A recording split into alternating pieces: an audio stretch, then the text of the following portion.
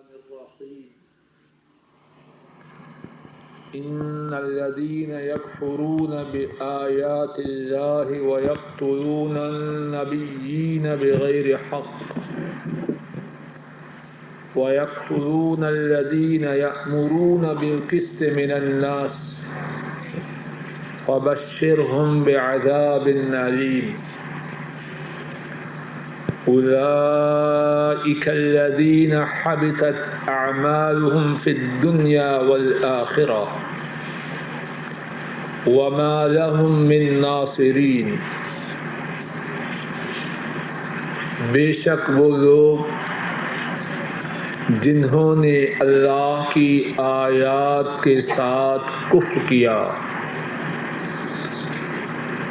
اور انبیاء کو ناحق قتل کیا اور ان لوگوں کو قتل کیا جو لوگوں میں سے انصاف کا حکم دیتے ہیں، پس ان کو دردناک عذاب کی بشارت دیجیے۔ یہ وہ لوگ ہیں ان کے اعمال دنیا اور آخرت میں برباد ہو گئے اور ان کے لیے کوئی مدد کرنے والا نہیں۔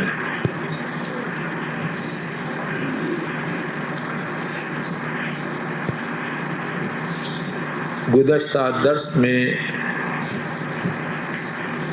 اللہ مالک الملک کی توفیق سے ان دو آیات کریمہ کے متعلق گفتگو۔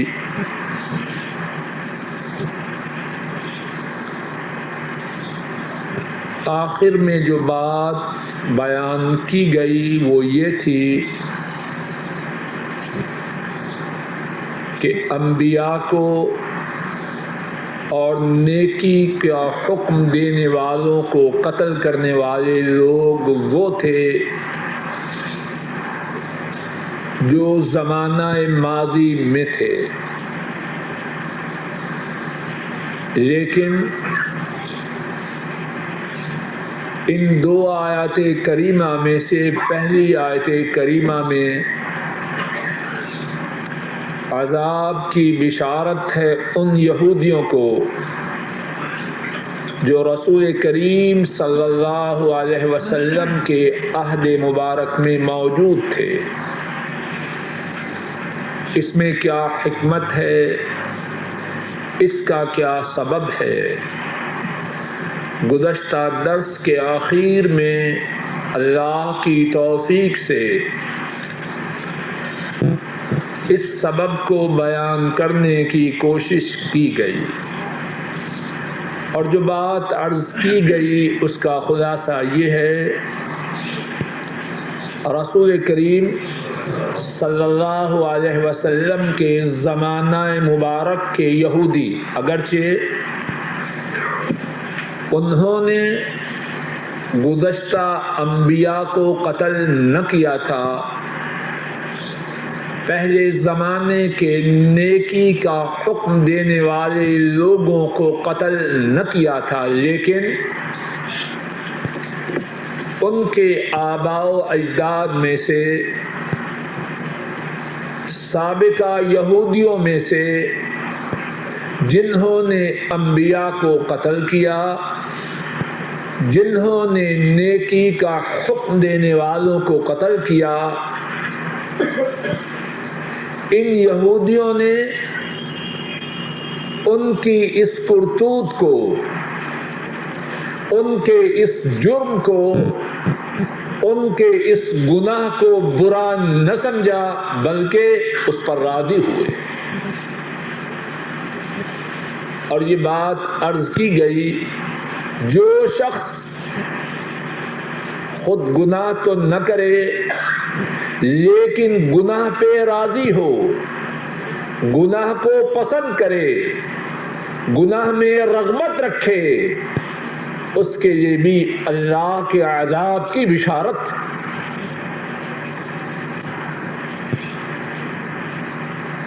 آج کے درس میں جو بات بیان کرنی ہے اللہ کی توفیق سے وہ یہ ہے کہ ان یہودیوں کے لیے کیا کیا عذاب ہے۔ فرمایا اولئک الذین حبطت اعمالهم فی الدنیا والآخرہ، ان کے اعمال دنیا و آخرت میں برباد ہو گئے۔ وما لهم من ناصرین، اور ان کے لیے کوئی مدد کرنے والا نہیں۔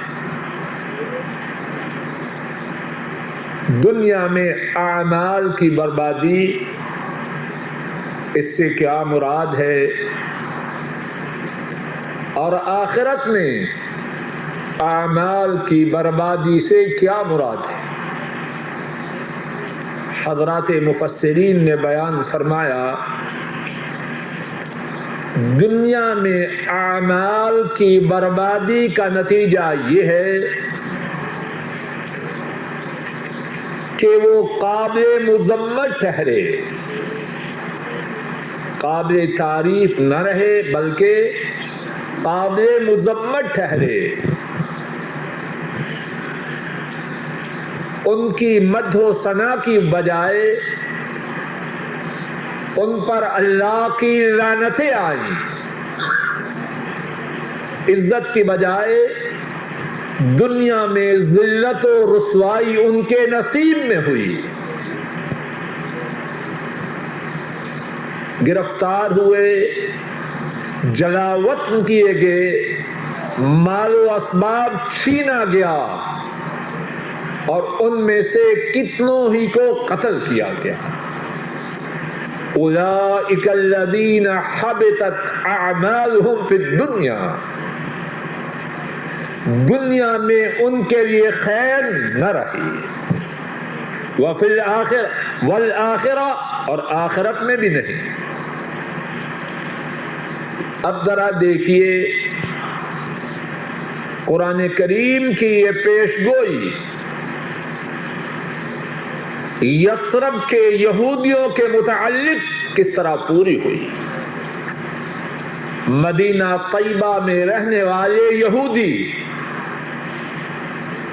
ان کے متعلق یہ قرآنی پیش گوئی کس طرح پوری ہوئی۔ رسول کریم صلی اللہ علیہ وسلم کے زمانہ مبارک میں مدینہ طیبہ میں یہودیوں کے 3 گروہ تھے۔ نمبر 1 بنو قینقاع، نمبر 2 بنو النضیر، نمبر 3 بنو قریظہ۔ بنو قینقاع جنگ بدر کے بعد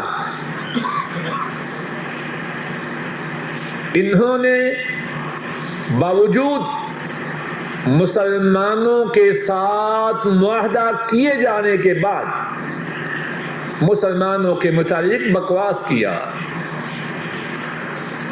مسلمانوں کو اپنے طعن و تشنیع کا نشانہ بنایا۔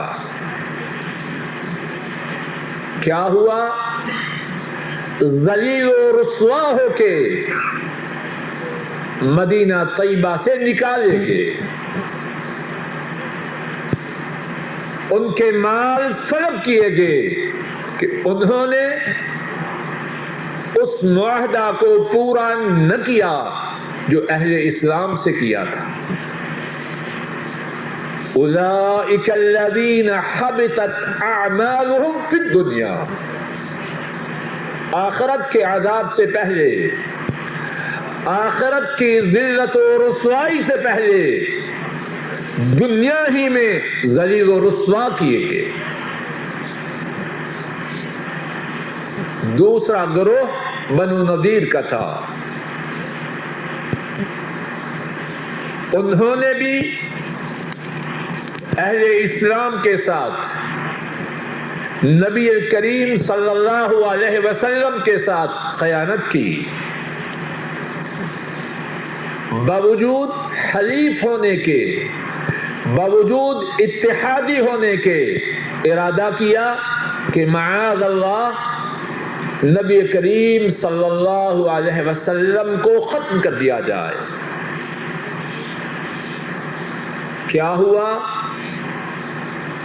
انہیں بھی ان کی بدعہدی کی وجہ سے، ان کی غداری کی وجہ سے، ان کی خیانت کی وجہ سے مدینہ طیبہ سے جلا وطن کیا گیا، اور انہیں اس بات کی اجازت بھی نہ دی گئی کہ وہ اپنے ساتھ اپنا اسلحہ لے جائیں، جو ساز و سامان لے جانا چاہیں لے جائیں، لیکن اسلحہ ساتھ نہ لے جانا، اسلحہ ساتھ لے جانے کی اجازت نہ دی گئی۔ کیا انجام ہوا؟ اولئک الذین حبطت اعمالہم فی الدنیا، اللہ کے انبیاء کے قتل پر راضی ہونے والے، نیکی کا حکم دینے والوں کے قتل پر راضی ہونے والے اللہ نے دنیا ہی میں ذلیل و رسوا کیا۔ یہودیوں کا تیسرا گروہ بنو قریظہ، ہجرت کے 5ویں سال انہوں نے بھی اپنی بدتمیزیوں کا، اپنی غداریوں کا، اپنی خیانتوں کا صلہ پایا۔ ہجرت کے 5ویں سال غزوہ احزاب کے بعد ان کا محاصرہ کیا گیا، اس بات پہ آمادہ ہوئے جو ان کے متعلق حکم ہوگا اس کے سامنے سر تسلیم خم کریں گے۔ حضرت سعد بن معاذ رضی اللہ تعالی عنہ وہ حکم مقرر کیے گئے کہ حضرت سعد بن معاذ بنو قریظہ کا گمان تھا کہ ان کے پرانے دوست ہیں۔ حضرت سعد رضی اللہ تعالی عنہ انہوں نے حکم دیا بنو قریظہ کے ان بے وفا، ان خائن، ان غدار یہودیوں کو یہ جزا دی جائے، ان کے مردوں کا سر قلم کر دیا جائے اور عورتوں اور بچوں کو غلام اور باندیا بنایا جائے۔ 600 سے لے کر 700 تک اتنی تعداد میں یہودیوں کے سر قلم کیے گئے اور ان کی عورتوں اور بچوں کو غلام بنایا گیا۔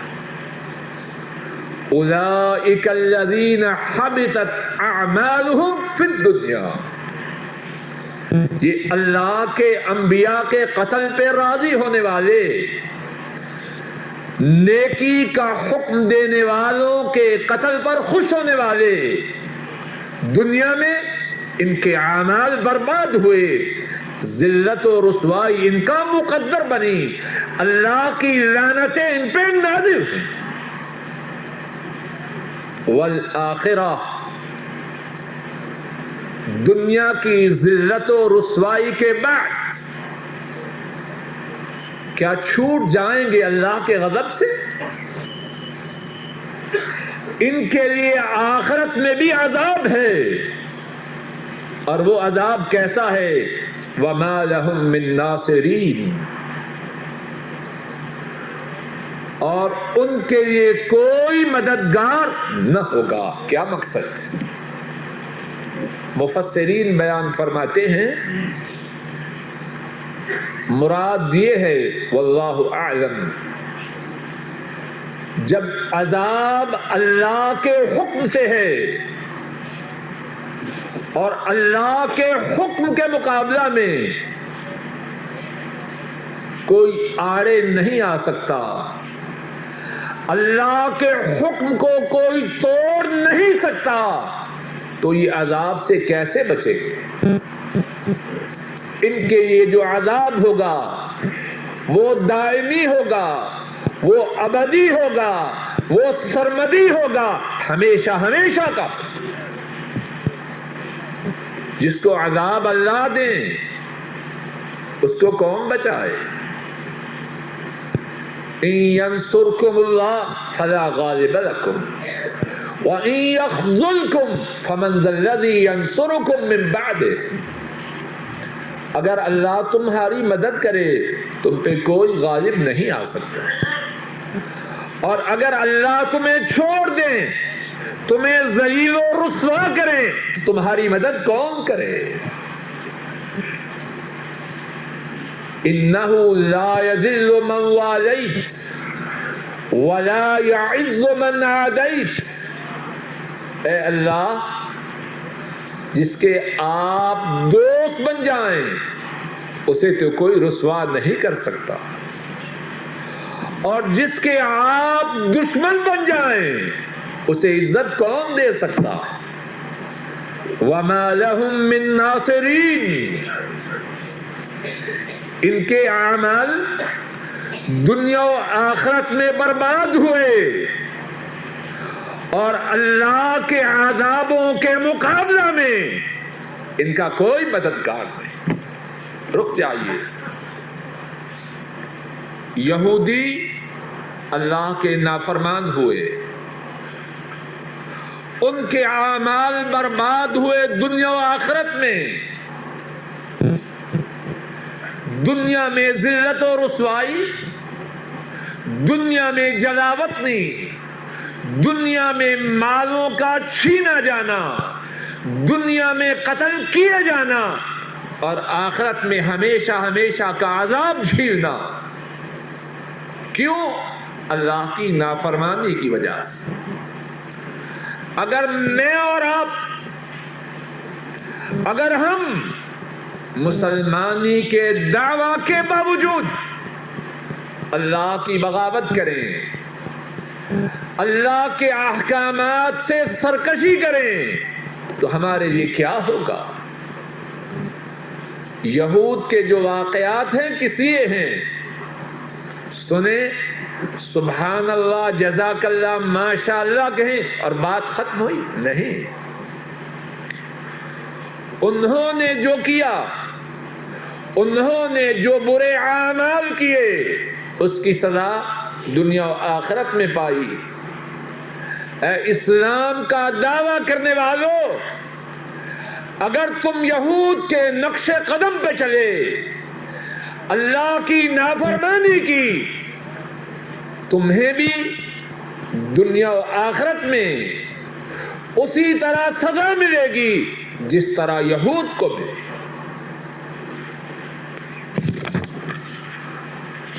إِلَى الَّذِينَ أُوتُوا نَصِيبًا مِنَ الْكِتَابِ يُدْعَوْنَ إِلَى كِتَابِ اللَّهِ لِيَحْكُمَ بَيْنَهُمْ ثُمَّ يَتَوَلَّى فَرِيقٌ مِّنْهُمْ وَهُمْ مُعْرِضُونَ۔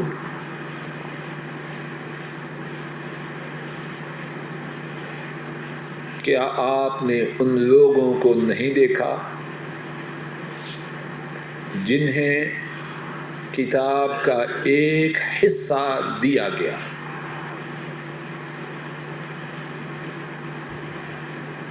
انہیں اللہ کی کتاب کی طرف بلایا جاتا ہے تاکہ وہ ان کے درمیان فیصلہ کرے، پھر ایک گروہ ان میں سے منہ پھیرتا ہے، اور وہ رخ پھیرنے والے ہیں۔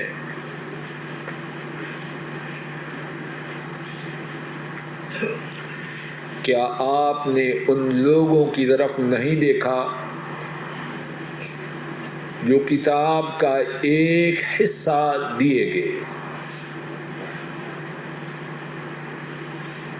اللہ کی کتاب کی طرف وہ بلائے جاتے ہیں تاکہ وہ ان کے درمیان فیصلہ کرے،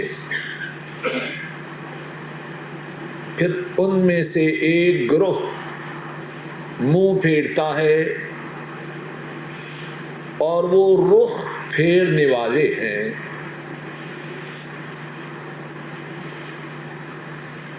اس آیت کریمہ میں بھی اہل کتاب ہی کے متعلق گفتگو ہو رہی ہے،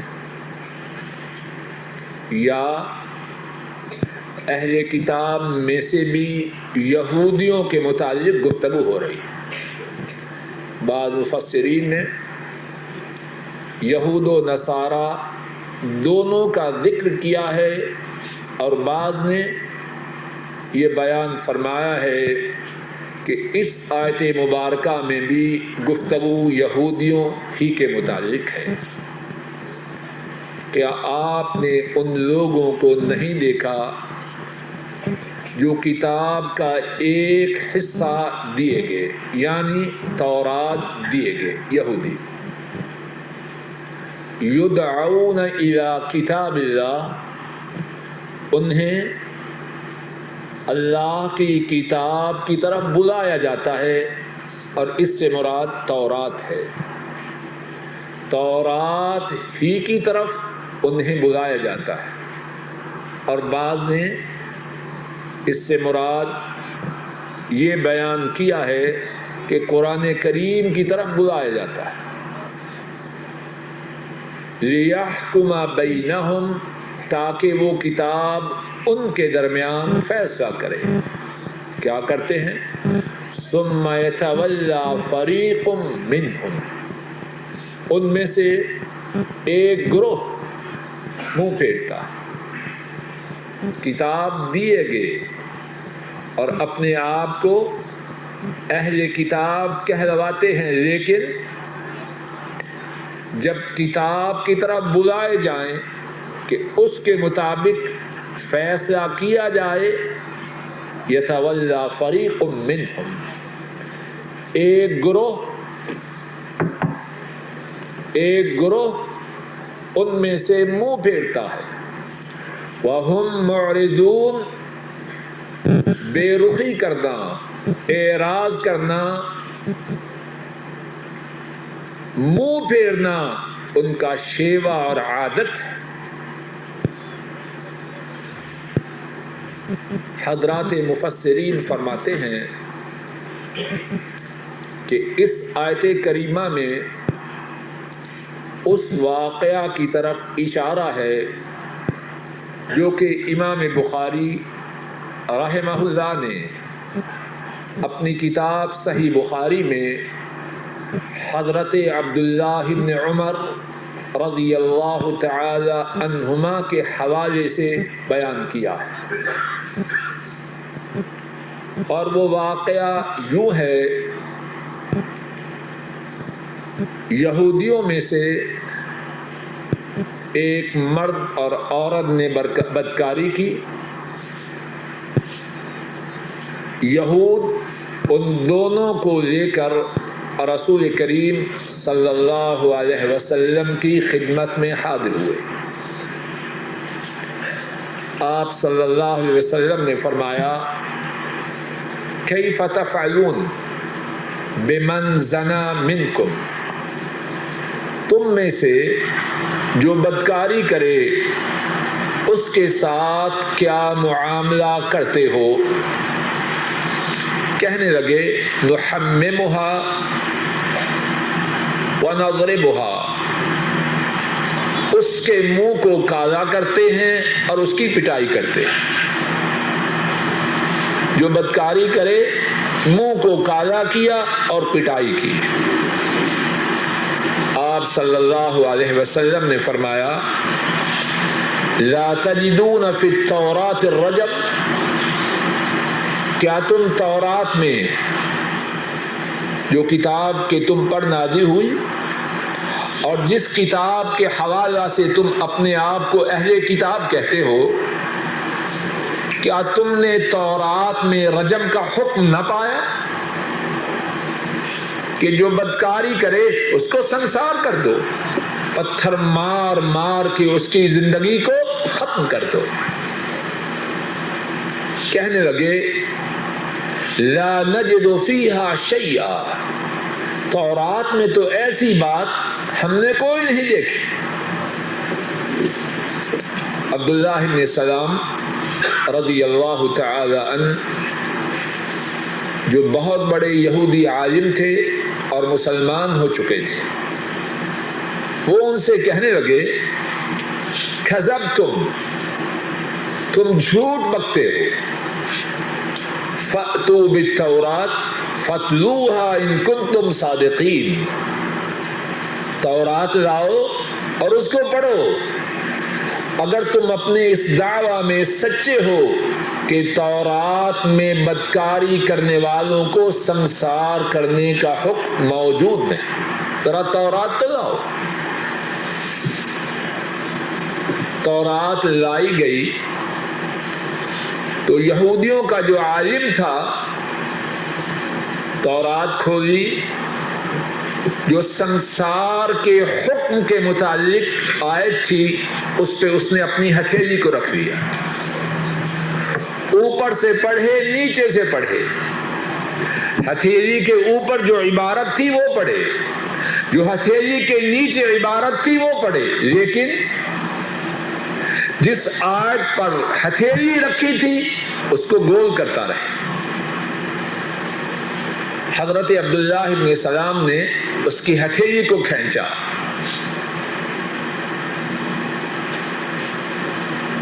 اس کی ہتھیلی کو کھینچا، اب فرمایا یہ کیا ہے؟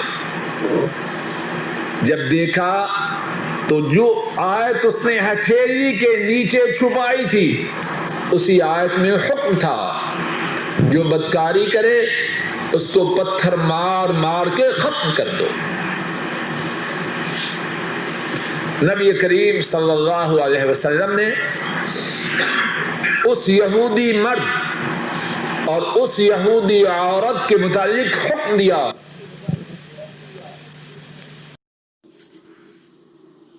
اس آیت کریمہ میں اسی بات کی طرف اشارہ ہے، اہل کتاب ہونے کا دعویٰ ہے، تورات والے ہیں، لیکن عملی زندگی میں تورات سے کیا تعلق ہے؟ تورات کی تعلیمات کے ماننے کی دعوت دی جائے اعراض کرتے ہیں، منہ پھیر۔ رک جائیے ذرا، ہم میں سے بہت سے مسلمان وہ کیسے؟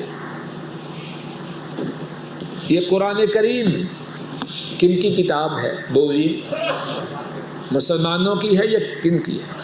اللہ نے ہمارے لیے نازل کی ہے، ہم مانتے ہیں یہ کتاب ہماری ہے کہ نہیں؟ بولیے، جواب دیجیے اونچی آواز سے، کیا اس کے احکامات کو مانتے ہیں؟ ہم کون ہیں؟ نام کے اعتبار سے کون ہیں اور کرتوتوں کے اعتبار سے کون ہے؟ خوب غور کیجیے۔ بارہا کہتا ہوں، یہود و نصارہ کے واقعات اس لیے نہیں پڑھتے کہ ان پہ لعنتیں بھیجیں اور قصہ تمام ہوا، ان کے آئینوں میں اپنے چہروں کو دیکھیں، کیا ہم اپنی کرتوتوں کے اعتبار سے یہود و نصارہ میں شامل تو نہیں؟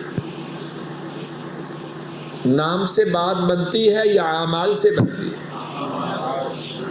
نام اچھا ضروری ہے، لیکن صرف نام کافی نہیں، صرف نام کافی نہیں۔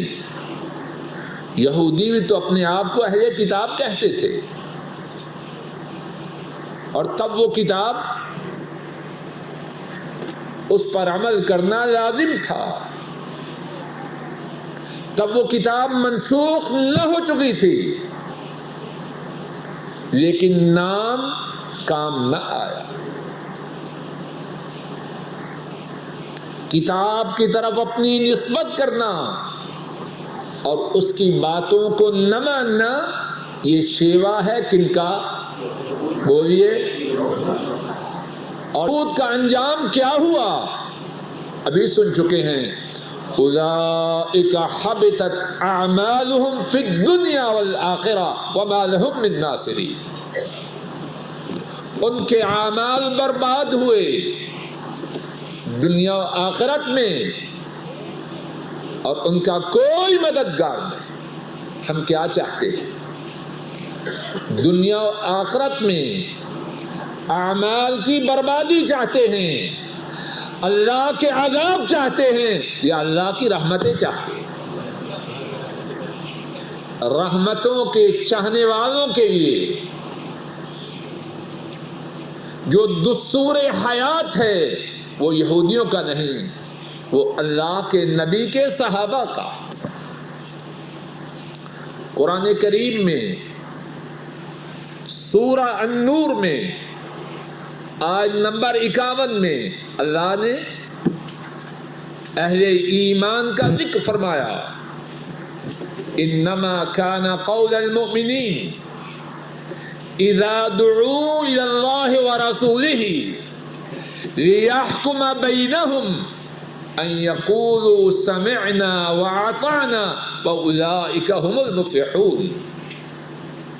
فرمایا ایمان والوں کی بات یہ ہے جب انہیں اللہ اور اس کے رسول کی طرف بلایا جائے کہتے ہیں ہم نے سنا اور ہم اطاعت کے لیے تیار ہیں.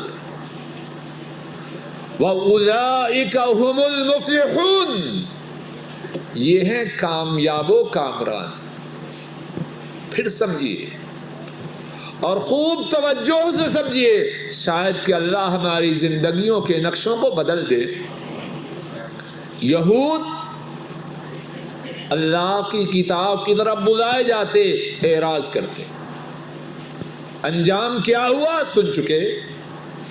اہل ایمان انہیں اللہ کی کتاب کی طرف، اللہ کے نبی کی سنت کی طرف بلایا جائے، جواب کیا ہے؟ سمعنا واطعنا.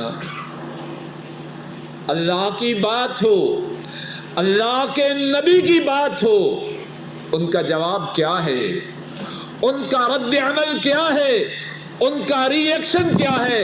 سمعنا واطعنا. عقائد کی بات ہو، عبادات کی، معیشت کی بات ہو، سیاست کی، کوئی بات اللہ اور اس کے رسول کی آ جائے اس کے سامنے سر تسلیم خم کرتے ہیں. اور ایسے لوگوں کا انجام کیا ہے؟ وَأُولَئِكَ هُمُ الْمُفْلِحُونَ. اور یہی ہیں وہ لوگ جو کامیاب و کامران ہیں.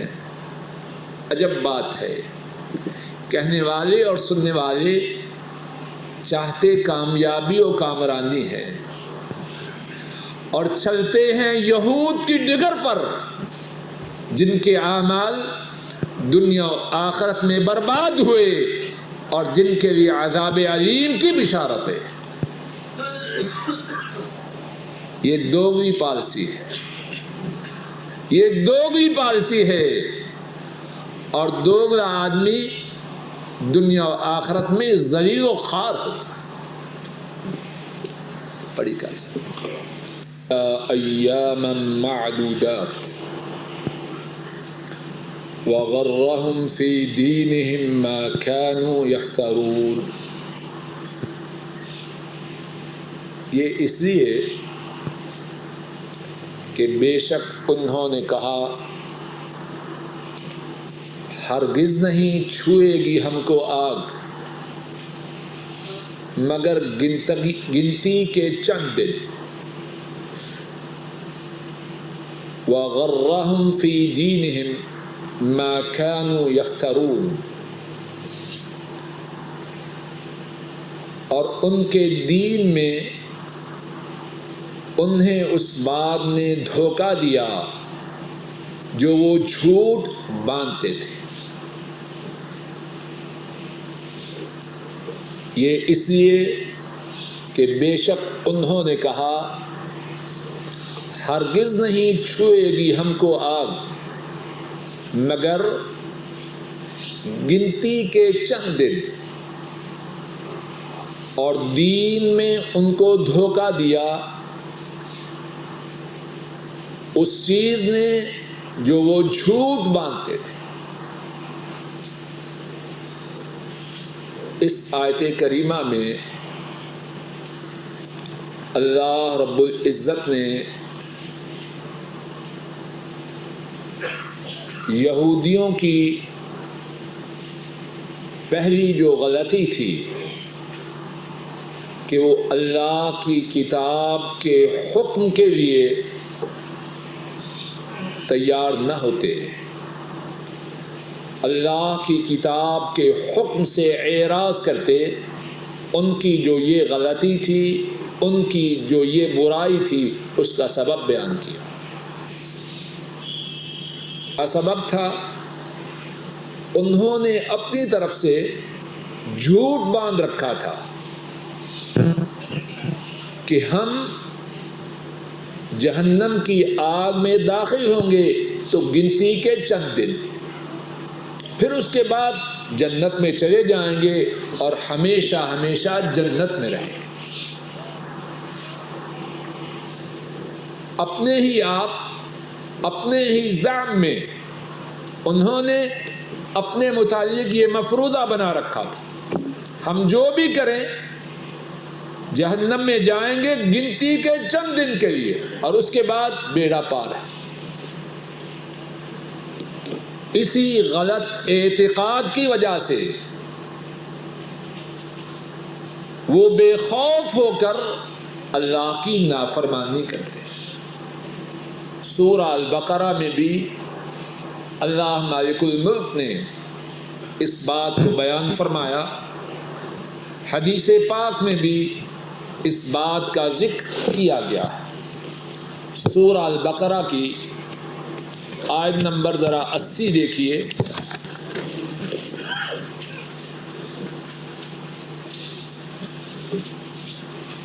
وقالوا صفحہ 12،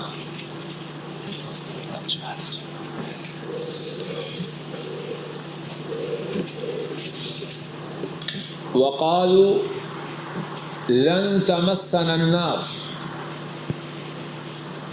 جگہ مل گئی ہے؟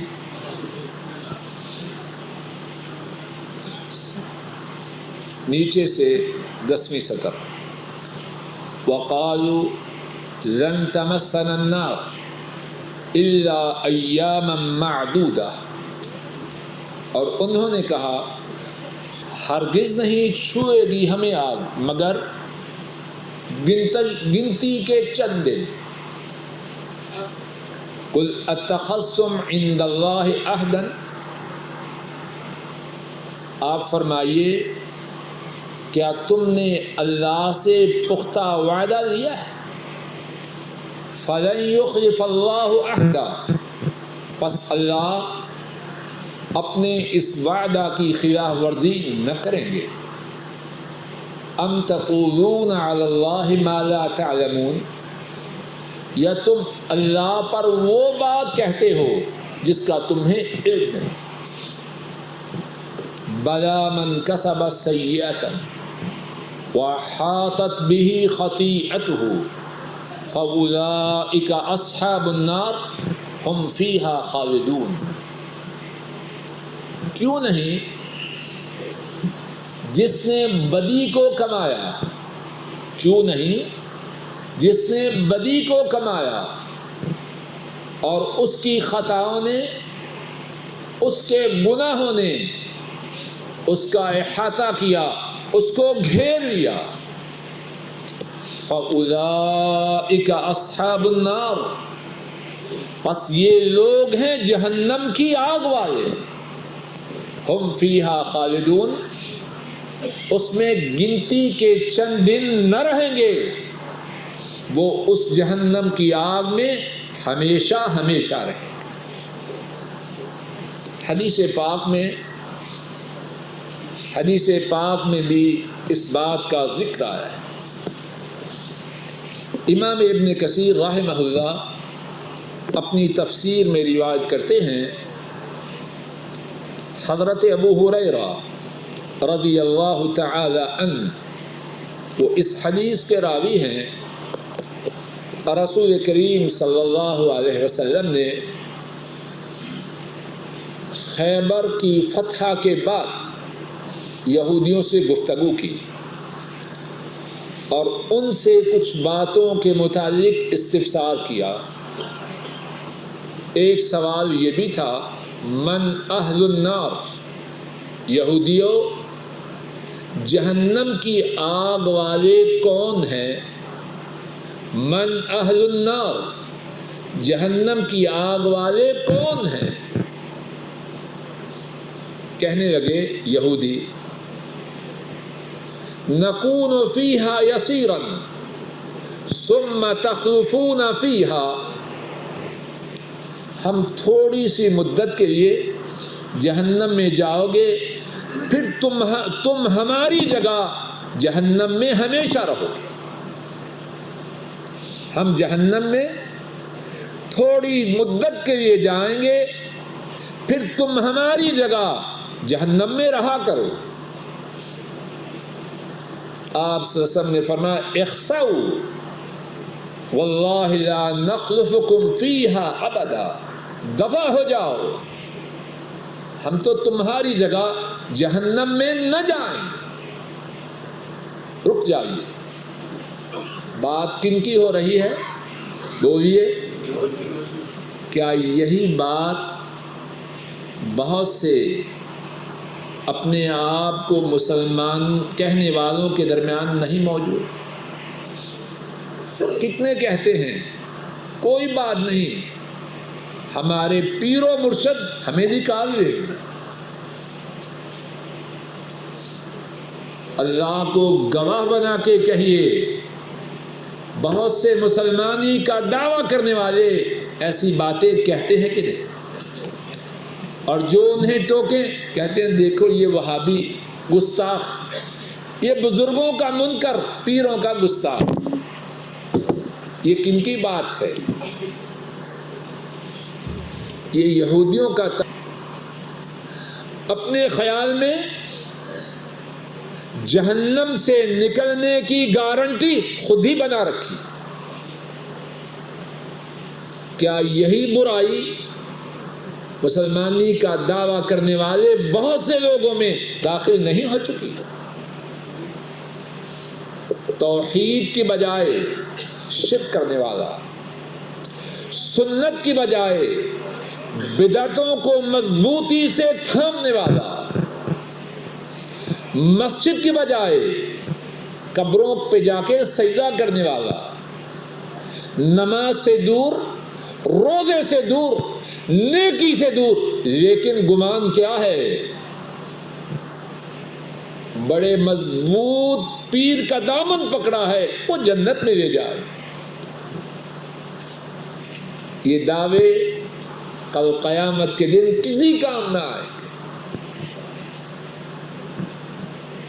یہودی ان کے دعوے ان سے بڑے تھے، یہ تو تعلق جوڑتے ہیں پیروں اور مرشدوں سے، اور یہودی تو کہا کرتے تھے ہم اللہ کے حبیب، اللہ کے پیارے اور اللہ کے بیٹے ہیں۔ وہ بات میں ان سے آگے تھے۔ یہود کہا کرتے ہم اللہ کے پیارے اور اللہ کے بیٹے ہیں، اور بنو اسرائیل کو واقعتاً اللہ نے فضیلت دی۔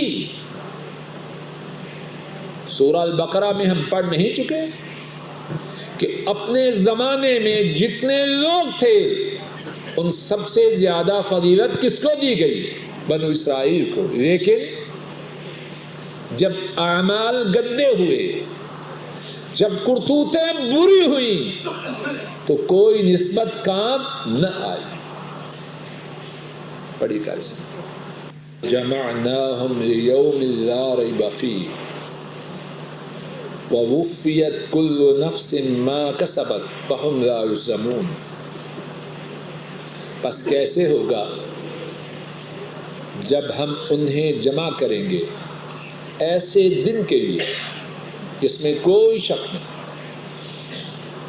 اور ہر جان کو جو اس نے کمایا پورا پورا اس کا بدلہ دیا جائے اور ان پر ظلم نہ کیا جائے۔ پس کیسے ہوگا جب ہم انہیں اس دن کے لیے جمع کریں گے جس میں کوئی شک نہیں، اور ہر جان کو جو اس نے کمایا اس کا پورا پورا بدلہ دیا جائے گا۔ وَهُمْ لَا يُظْلَمُونَ، اور ان پر ظلم نہ کیا جائے گا۔ اس آیت کریمہ میں یہودیوں کا جو جھوٹا دعویٰ تھا اس کی تردید کی گئی کہ ہمارا حسب و نسب ہمیں جہنم کے عذاب سے نکال دے گا، ہم اللہ کے پیارے ہیں، اللہ کے بیٹے ہیں، بنو اسرائیل ہیں، ہم اپنے حسب و نسب کی وجہ سے بچ جائیں گے۔ فرمایا نہیں،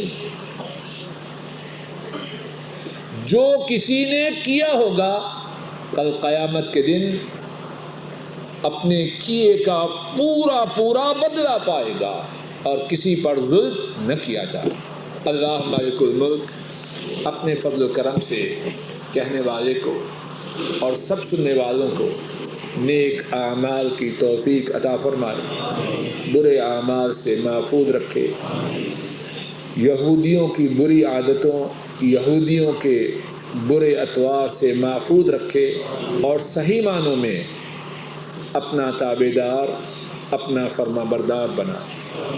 اے اللہ، کہنے اور سننے میں، سمجھنے اور سمجھانے میں جو غلطی ہوئی ہے اس کو معاف فرما۔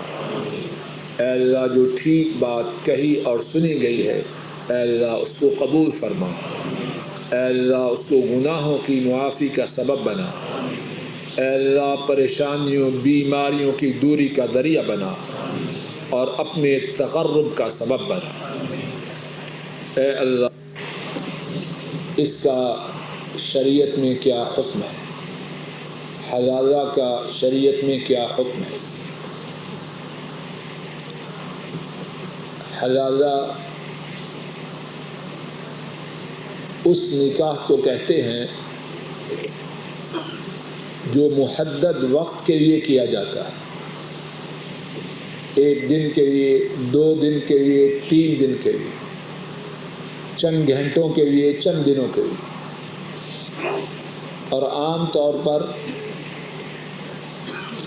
ان لوگوں کو اس کی ضرورت پیش آتی ہے کہ انہوں نے اپنی بیوی کو 3 طلاقیں دیں اور ان کے نزدیک 3 طلاق دینے سے بیوی نکاح سے نکل گئی۔ اب پریشان ہوتے ہیں اور اسی پریشانی میں حلالہ کروا کے بیوی کو طلاق دلوا کے دوبارہ نکاح میں لاتے ہیں۔ سوال یہ ہے کہ اس کا اسلام میں کیا حکم ہے؟ نبی کریم صلی اللہ علیہ وسلم نے اس شخص پر لعنت کی ہے جو حلالہ کرے، اور اس پر بھی لعنت کی ہے جو حلالہ کروائے۔ اب جس پر رحمت دو عالم صلی اللہ علیہ وسلم کسی کام کی وجہ سے لعنت کریں، اس کام کا اسلام میں کیا حکم ہو؟ امام ترمذی رحمہ اللہ روایت کرتے ہیں، حضرت عبداللہ بن مسعود رضی اللہ تعالی عنہ وہ بیان کرتے ہیں، لعن رسول اللہ صلی اللہ علیہ وسلم المحل والمحلل لہ۔ رسول کریم صلی اللہ علیہ وسلم نے اس پر لعنت کی جو حلالہ کرے، اور اس پر بھی لعنت کی جس کے لیے حلالہ کیا جائے۔ ایک دوسری حدیث میں ہے، اور وہ حدیث امام ابن ماجہ اور امام حاکم رحمہم اللہ نے روایت کی ہے۔ حضرت عقبہ بن عامر رضی اللہ تعالی عنہ وہ روایت کرتے ہیں، رسول کریم صلی اللہ علیہ وسلم نے فرمایا، الا اخبرکم بالتیس المستعار، کیا میں تمہیں کرائے کے سانڈ کے متعلق نہ بتلاؤں؟ سانڈ جانتے ہیں، پنجابی میں سنڈا کہتے ہیں، اس کے متعلق نہ بتلاؤں؟ صحابہ نے عرض کی بتلائیے۔ فرمایا لعن اللہ المحل والمحلل لہ، اللہ نے لعنت کی ہے اس پر جو حلالہ کرتا ہے، اور اس پر لعنت کی ہے جس کے لیے کیا گیا۔ یہ حلالہ کرنے والا اللہ کے نبی صلی اللہ علیہ وسلم کے الفاظ مبارکہ کے مطابق کرائے کا سانڈ ہے۔ اللہ کی لعنت، اللہ کے نبی کی لعنت، اور حلالہ کرنے والا کرائے کا سانڈ۔ اب یہ عمل ٹھیک ہوگا یا غلط؟ عمر فاروق رضی اللہ تعالی عنہ وہ فرماتے ہیں، اور ان کا یہ فرمان امام ابن شیبہ نے اپنی کتاب المصنف میں بیان کیا ہے۔ فرماتے ہیں، اگر مجھے خبر ہو جائے کہ فلاں نے حلالہ کیا ہے اور فلاں نے کروایا ہے تو میں دونوں کو سنسار کروا دوں، انہیں زندہ رہنے کا حق نہیں۔ اور امام عبد الرزاق رحمہ اللہ روایت کرتے ہیں، ایک شخص عبداللہ ابن عمر رضی اللہ تعالی عنہما کے پاس آیا اور کہنے لگا، ایک شخص نے اپنی چچیری بہن کو طلاق دی ہے، اس کی بیوی تھی، اس کو طلاق دی، اب پشیمان ہے، پریشان ہے، ایک دوسرے شخص کا ارادہ ہے کہ وہ اس عورت سے حلالہ کرے، نکاح کرے، اس غرض سے کہ طلاق دے دوں گا اور پہلے خامند کے پاس چلی جا۔ عبداللہ ابن عمر رضی اللہ تعالی عنہ فرماتے ہیں، اگر اس نے ایسے کیا تو وہ مرد اور وہ عورت دونوں کے دونوں بدکار۔ اور بعض روایات میں ہے، اگر وہ 20 سال تک بھی بحیثیت خامند اور بیوی کے رہیں، لیکن چونکہ انہوں نے نکاح کیا اس غرض سے کہ اس کو طلاق دینی ہے، تو فرمایا 20 سال تک بدکاری کرتے رہے۔ کتنا سنگین جرم ہے! حلالہ بدکاری ہے، بدماشی ہے۔ عمر فاروق رضی اللہ تعالی عنہ ان کے متعلق سنساری کا فیصلہ سناتے، اور نبی کریم صلی اللہ علیہ وسلم نے لعنت کی، اللہ نے لعنت کی، اور حلالہ کرنے والے کا نام کرائے کا سانڈ رکھا۔ اب کیا کریں؟ 3 طلاقیں دی، اب پشیمان ہے۔ رسول کریم صلی اللہ علیہ وسلم کی سنت پہ عمل کریں۔ آپ صلی اللہ علیہ وسلم کے زمانہ مبارک میں اگر کوئی شخص ایک وقت میں 3 طلاق دیتا تو آپ 1 طلاق شمار کرتے، اور جب 1 طلاق ہوئی تو بغیر حلالہ کے رجوع ممکن۔ اس پہ کیوں عمل نہیں کرتے؟ اور کہتے ہیں کہ عمر فاروق